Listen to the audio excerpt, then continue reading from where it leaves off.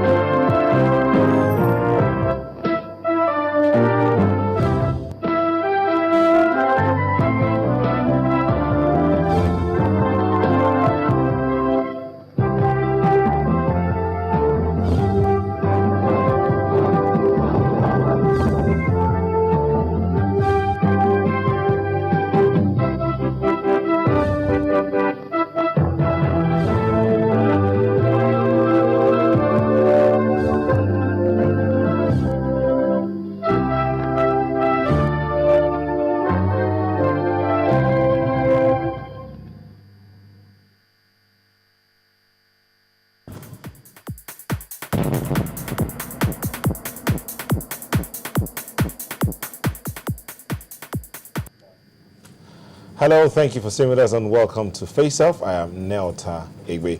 Now, at the early part of this year, when the National Assembly came up with the motion to amend the Constitution again, many Nigerians were excited, but some others also wondered, what is it that they want to amend the Constitution for? What aspects of the Constitution do they want to amend?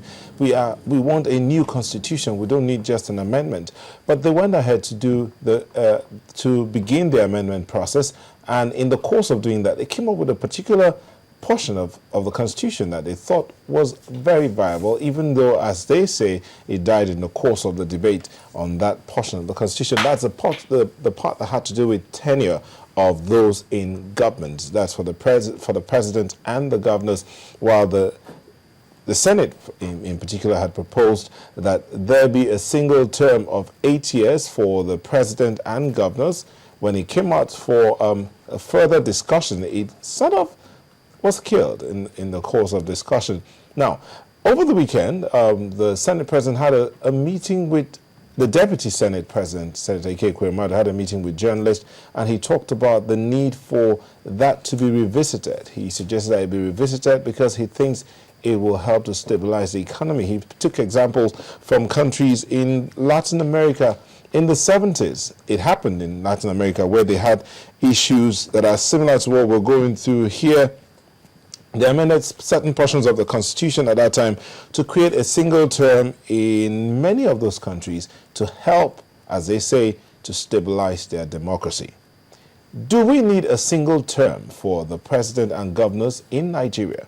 Or should we still have what we have now, 2 terms of 8 or 4 years each? Is that what we need? Do we need to do something to stabilize the democracy in Nigeria? Well, this is what we're looking at today on Face Off. It's the tenure debate, single or double. Well, you would have to decide at the end of it. I have 2 lawyers in the house, both of them well versed with the Constitution and the way things should be, and we're going to have, hopefully, a solid discussion. Well, I have Mr. Chris Akiri, a constitutional lawyer in the house. Thank you for coming, sir. It's my pleasure. Also, on this other side is Mr. Fred Nzako. Thank you for coming. Thank you. Gentlemen, before we'll hear what the Deputy Senate President had to say, we have a short clip of what he said on this. I'd like to take your position now. And since I introduced you first, yes, I'll start with you. Oh, well, my position is that there's nothing wrong with the system that we operate presently, because when you say you want to amend, what is the ill that you want to cure? What is the ill with the 2-term system, whereby a president or a governor that has done well in the first 4 years stands the chance of being re-elected for another 4 years?